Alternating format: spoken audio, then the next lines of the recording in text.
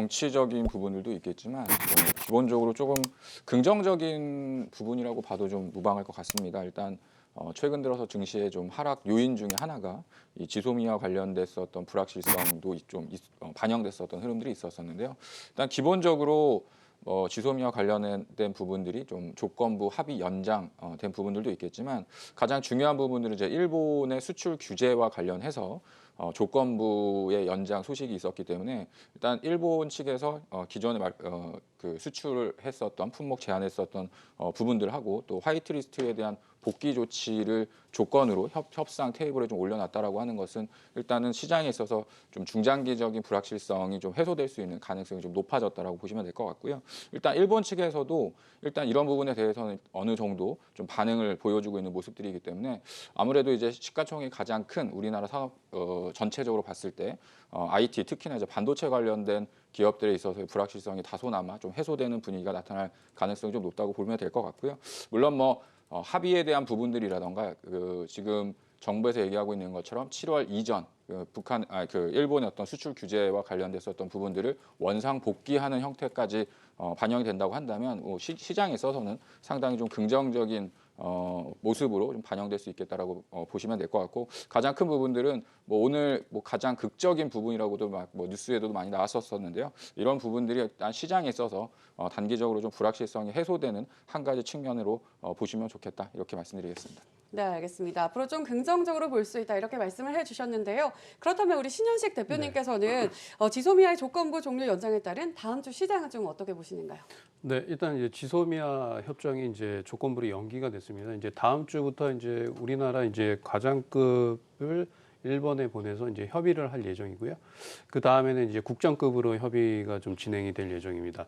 그 다음에는 이제 한일 정상회담이 이제 날짜가 정해지지 않았지만 이제 다음 달에 좀 열릴 가능성이 있다라고 좀 보여지고요.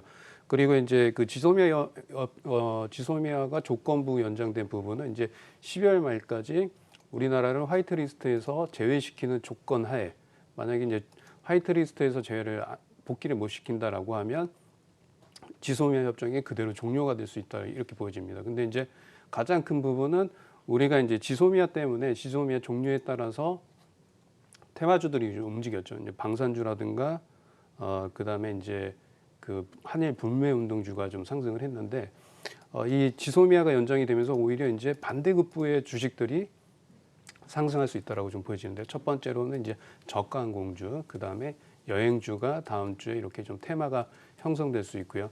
특히 이제 저가항공주에서는 이제 TA 항공을 좀 관심 있게 좀 보시면 될 것 같고 여행주에서는 이제 모두 투어를 관심주로 보시면 될 것 같습니다. 그리고 지수는 이렇게 이제 새로운 테마, 여행이나 항공주가 새로운 테마가 형성될 가능성이 높고 기술적 반등이 좀 나올 수 있다 이렇게 보여집니다.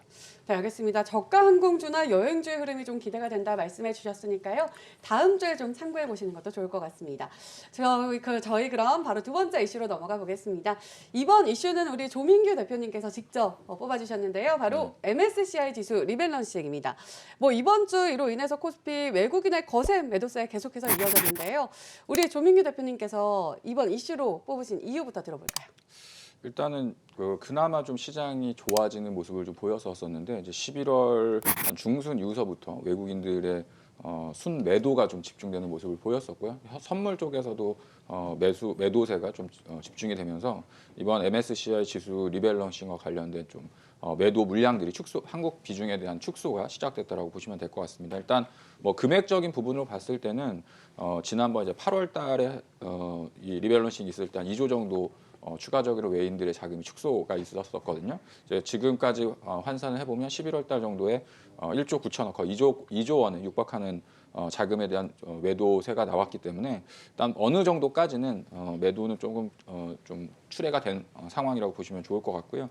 일단 가장 큰 부분이 지금 시장에서 이제 수급적인 부분이 원활하지 못하다 보니까 특히나 좀 큰 대형주들 그다음에 지수 관련된 종목군들 쪽에서 이제 매도가 커지는 모습을 좀 보였었고 또 시장의 지수가 같이 내려오다 보니까 이제 일반 투자자분들에 있어서 투자 심리가 많이 위축되는 형태가 만들어졌었는데요. 일단 화요일 장 마감 때까지는 다소나마 추가적인 그 매도 물량이 출회될 수 있는 가능성이 있겠지만 그 18일이 지나고 나서부터는 오히려 이제 빠져나갔었던 자금들이 단기적으로 다시 시장에 좀 재매수할 수 있는 가능성도 있으니까 이건 기계적인 형태에서 나타나는 단기적인 일시적인 그 수급적인 변동이었었다 이렇게 보시면 될 것 같고요. 그래서 다음 주 화요일 정도가 지나면 오히려 수급은 좀 안정세를 찾지 않겠나 이렇게 말씀드리겠습니다. 네, 알겠습니다. 매도는 어느 정도 출회가 되어서 수요일쯤에는 조금 안정을 되찾을 수 있지 않을까 이렇게 말씀을 해주셨는데요. 그렇다면 리밸런싱에 따른 이 다음 주 시장, 우리는 좀 어떤 대응 전략이 필요할까요? 일단 우리가 첫 번째 주제로 얘기했었던 이제 지소미아 관련된 부분들은 아무래도 삼성전자나 하이닉스 쪽에는 좀 긍정적인 이슈라고 볼 수 있을 것 같고요.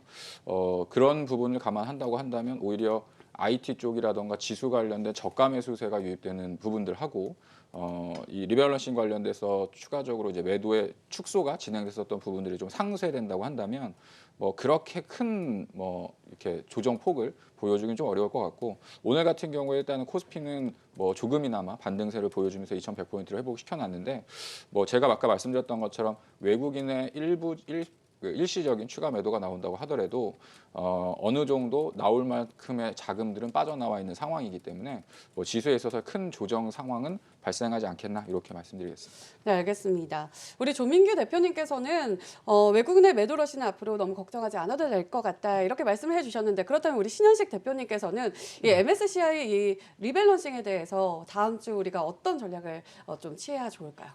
네, 저는 일단은 이제 지수가 이제 조정이 좀 나왔긴 하지만 이제 지소미아라는 이제 호재 때문에 주가가 좀 상승할 수 있다라고 좀 보여지고요. 그리고 이제 코스닥과 코스피를 좀 보게 되면 이제 코스피보다는 코스닥이 이제 지금 지수 흐름이 상당히 약세이긴 하지만 이 지소미아에 따른 업종 테마가 좀 형성될 가능성이 상당히 높기 때문에 첫 번째 이유는 이제 그겁니다. 이제 한일 정상회담 이제 날짜가 정해진 만약에 예를 들어서 12월 20일 날 한일 정상회담을 하겠다라고 하면 이 날짜가 정해질 때까지는 여행이나 항공주의 테마가 좀 움직일 수 있기 때문에 코스피보다는 이제 코스닥의 이런 여행 항공주에 관심을 좀 가지시면 될 것 같고요.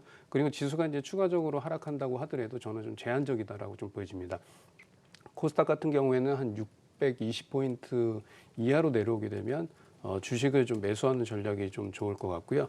그다음에 이제 코스닥에서 좀 관심 있게 보셔야 될 업종은 이제 여행 항공주는 단기적으로 이제 다음 주부터는 좀 움직일 것 같고요. 그다음에 이제 바이오 업종을 좀 관심 있게 보셔야 되는데 바이오 업종에서 이제 HLB라든가 이런 종목들은 이제 주도주의 역할이 나왔는데 이런 업종보다는 이제 바닥권에서 상승하지 못했고 재료가 있는 거, 임상 이상이라든가 이런 재료가 있는 신라젠이나 이런 업종들로 좀 관심 있게 좀 보시는 게 좋을 것 같고요. 지수가 밀릴 적에는 좀 매수 의견으로 좀 말씀드리겠습니다.